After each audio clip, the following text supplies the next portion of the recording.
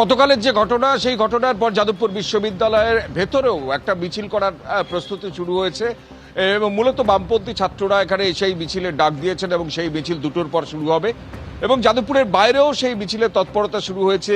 গোলপার্ক থেকে এবিভিপির মিছিল যাদবপুরে আসার চেষ্টা করবে এবং 8B থেকে এসএফআই এর মিছিল যাদবপুরে আসার চেষ্টা করবে। রাস্তায় প্রচুর পুলিশ মোতায়েন করা হয়েছে এবং এই গোটা বিষয়ে কর্তৃপক্ষ বৈঠক করছে এবং তারা যেটা একটা তদন্ত কমিটি গঠনের সিদ্ধান্ত নিয়েছে এবং তদন্ত কমিটি গঠনের পাশাপাশি গোটা বিষয়টার রিপোর্ট রাজভবন এবং রাজ্য সরকারের কাছে পাঠাবে এমনটা সিদ্ধান্ত নেওয়া হয়েছে।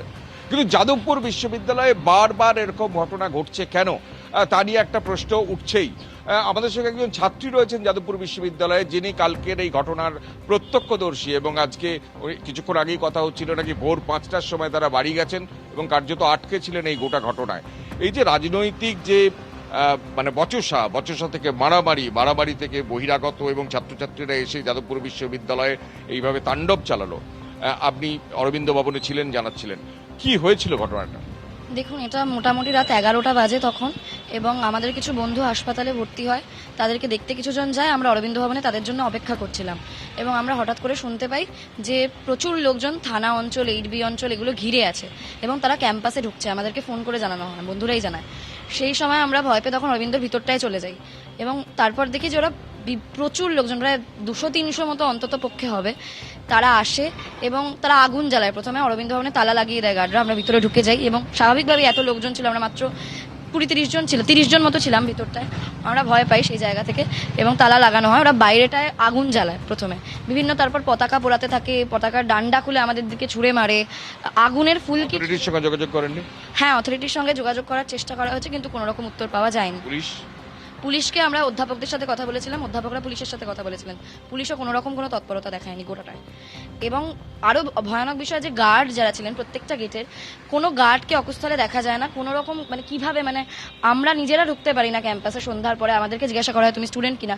সেখানেই যে গোটা 300-400 জনের মাস ঢোকে, তারা কেউ স্টুডেন্ট নয় এবং তারা অনেক বয়স্ক লোকজন, দেখে বোঝা যাচ্ছে তাদেরকে, তারা ছাত্রছাত্রী কোনোভাবেই হতে পারেন না। তারা ঢোকে, তারা গোটাটাই বহিরাগত। তাদেরকে কিভাবে 4টে গেট থেকে তারা কিভাবে ঢোকে, এটা আমাদের। হ্যাঁ, ক্যাম্পাস কখন ছাড়ে? ক্যাম্পাস আমাদের 5:30টায় ক্লাস শেষ হলে হয়তো 7টা অবধি হয়তো লোকজন থাকে, তারপর চলে যায়। আজ মানে কালকের ঘটনার পর? কালকে আমি 7টার সময় বেরিয়ে যাই, তারপর রাত্রিবেলা যখন শুনি যে আহত হয়েছে কিছু লোকজন, তখন আমি ক্যাম্পাসে আসি দেখতে এবং তখন 10টা বাজে এবং এই ঘটনা ঘটে 11টার সময় এবং তখন গার্ডদের কাউকে পাওয়া যায় না এবং পুলিশ কর্তৃপক্ষ কোনো রকম কারোর থেকে কোনো রকম কোনো সদুত্তর পাওয়া যায় না। অর্থাৎ যে ছাত্রী ঘটনার প্রত্যক্ষদর্শী, তিনি অভিযোগ করছেন যে এত নিরাপত্তারক্ষী যাদবপুর বিশ্ববিদ্যালয়ে, সেই নিরাপত্তারক্ষীদের সহায়তা তারা পাননি, পুলিশের সহায়তা পাননি এবং যে কর্তৃপক্ষ তাদের বারবার ফোন করেও তারা কিন্তু সেই সহায়তা পাননি।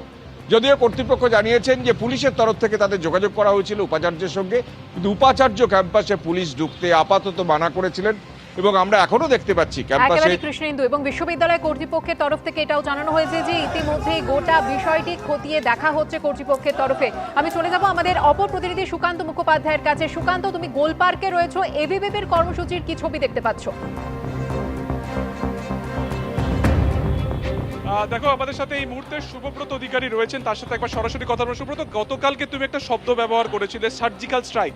আজকে এই যে মিছিল, তার নেপথ্যে কি সার্জিক্যাল স্ট্রাইকটাকে মাথায় রেখে আজকে এই মিছিল একদম যাদবপুর ক্যাম্পাসে ঢুকবে? দেখুন, আমরা আজকের থেকে নয় 2 বছর আগের থেকে সার্জিক্যাল স্ট্রাইক শব্দবন্ধ ব্যবহার করছি। সার্জিক্যাল স্ট্রাইক হয়েছে বলেই আজকে যাদবপুরে যাদের তথাকথিত লালগড় বলতো, সেখানে রামনবমী হচ্ছে, এখানে সরস্বতী পুজো হচ্ছে। এইভাবেই সার্জিক্যাল স্ট্রাইকের মাধ্যমে তাদেরকে নিশ্চিহ্নিত করব, তাদেরকে আগামী দিনে তাদের কপিনের শেষ পেরেক পুঁতবো, কবর পুঁতবো, যাতে আগামী প্রজন্মে তারা গাছ হয়ে বেরোয়।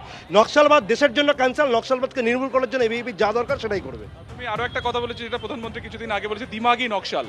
এই দুটো শব্দবন্ধন নিয়ে কিন্তু এসএফআই তরফে তারা বলছেন, তাদের আজকে মূল প্রতিবাদের অংশ কিন্তু দুটো শব্দবন্ধনী, যে ক্যাম্পাসে কিসের সার্জিক্যাল স্ট্রাইক, সেখানে কিসের দিমাগি নকশাল। গণতান্ত্রিক উপায়ে সার্জিক্যাল স্ট্রাইক, যে সার্জিক্যাল স্ট্রাইক করে রামনবমী হয়েছে, সরস্বতী পুজো হয়েছে, ঠিক সেভাবে সার্জিক্যাল স্ট্রাইক হবে। দিমাগি নকশালটা প্রধানমন্ত্রী বলেছেন, আমি বলিনি। এটা দিমাগি নকশাল, আরবান নকশাল। শহরে মাওবাদীরা দেশের জন্য বড় থ্রেট। এদেরকে সমূলে বিনাশ করতে হবে, যাদবপুরে এদের চক্রকে বিনাশ করে যাদবপুরে যে ঋষি অরবিন্দের স্বপ্নের প্রতিষ্ঠান, সেই স্বপ্নের প্রতিষ্ঠানকে আমরা ফিরিয়ে আনবো।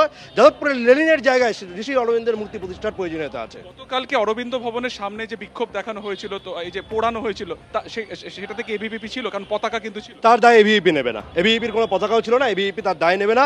যারা করেছে তারা বলতে পারবে। আমরা এদেরকে সমূলে জবাব দেবো, গণতান্ত্রিক উপায়ে সমূলে, এবং কঠোরতম জবাব আমরা দেবো। ক্যাম্পাসের ভেতরে এবিভিপির কেউ ছিল না? আমাদের কোনো পদাধিকারী ছিল না। সাধারণ মানুষের স্বতঃস্ফূর্ত প্রতিবাদ হতেই পারে। যাদবপুরে বামপন্থীদের বিরুদ্ধে সাধারণ মানুষ এখন ভীষণ ক্ষুব্ধ।